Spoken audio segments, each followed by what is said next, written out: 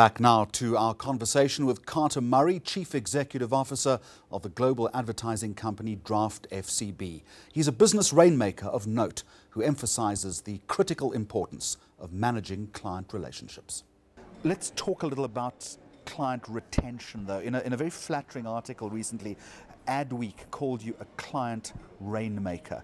That was very nice of them, wasn't it? Very nice of them, wasn't it? That's getting clients, but part of getting clients is also keeping them. What's the secret to keeping that client relationship intact? I always worry about answering that because I don't have the answers to that. And I think it's different with every client. But I think you have to care about clients' business as much as they do, and about them as people. And I think you have to be fully committed. I think it's all about trust. And I think clients make huge commitments in agencies, not just by signing a checkbook. They put their careers, they put the future of their company on the line, because marketing is a critically important function for them and the future success of their company. I think caring more than the person next door and making sure that when you propose something to them, it's a no-nonsense, no fluff. It's really being forthright with them makes a real difference in building a relationship fast. Carter Murray, you spoke to me a little earlier about the importance of creativity, putting creativity at the center of everything. Yet often the criticism about American advertising is that it's held hostage by research companies. That isn't necessarily the case in a market like South Africa. What's your view on that? Is that an unfair criticism? I think it is an unfair criticism.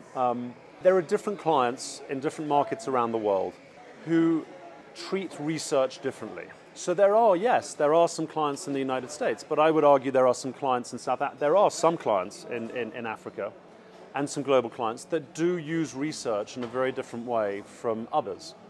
And there are some clients that don't use research at all when it comes to judging the creative product. I don't think that is a national issue. I think that is an industry discussion, which is how do we get to better work and what is the role of research in helping us get to better work and more effective work. But don't use research as a crutch. And where do you use research where it's a crutch and where it's actually destructive to that leap of faith? I think the other thing that research, it's interesting, sometimes some of the best ideas that research badly can create exponential growth for clients.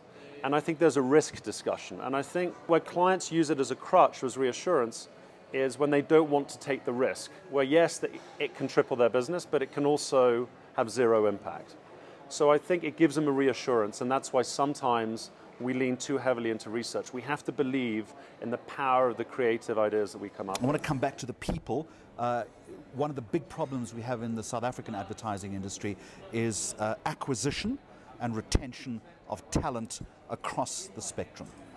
I presume it's a problem in other markets as well. Do you have a view on that? And do you have more importantly than a view, do you have an answer to that? How do you resolve it?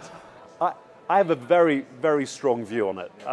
It's one of the few topics where I can say I have a very strong view. Give it to us. In America there is definitely an exodus of some talent going to technology companies.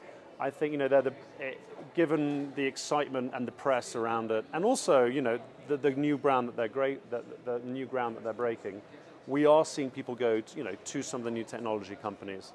It's a question that's been going on for a while. How do we get the best talent into our industry? I think the most important thing, as you see the talent pool shrinking at different levels in different markets around the world, I absolutely think my job is to make sure I have an unfair share of talent in our network. I don't think you just do that financially. I think you need to create a culture. You need to create a place where the best people want to work. And I think that's the secret. Now, creating that place and creating that environment is the challenge, to do that every day. How do you do that? I think it starts at the top. I really do, in each office and in the global company. I think you need to genuinely care about people. You need to create a value system that people can relate to. Don't you just have to pay them more? No. I've seen the best environments and the best agencies around the world, certainly in my first weeks here and in other agencies that I've been at. When you ask people why they come to work in the morning, if they say just for the paycheck, then it's a problem. You have to create a place where you value everybody in the company.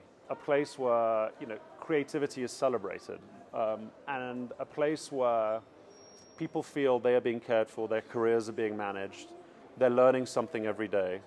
And I think that learning element is very interesting. I've been very lucky, and I've always worked with people where I feel I'm on a steep learning curve.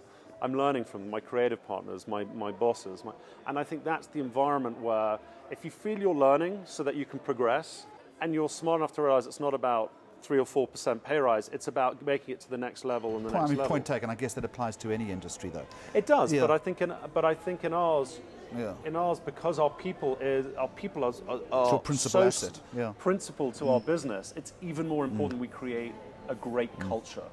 Let me wrap this up. I want to ask you whether brands worldwide should be concerned about the creation of these big communication monoliths. I'm obviously referring to Omnicom Publicis and the tie-up there. Should brands be concerned about that? It's everything seems to be getting bigger and bigger. What's the consequence of that?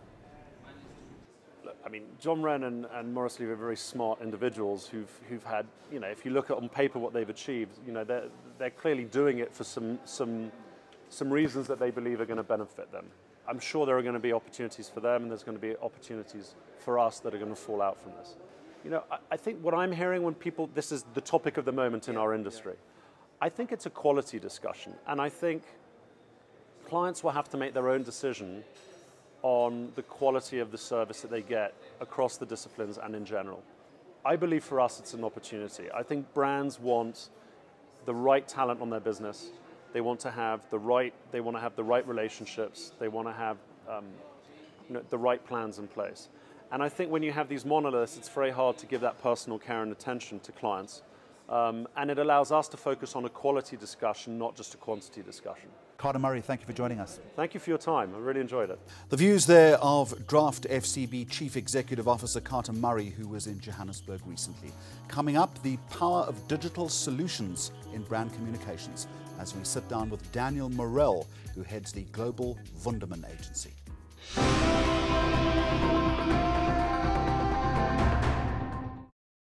News that moves. ENCA.com.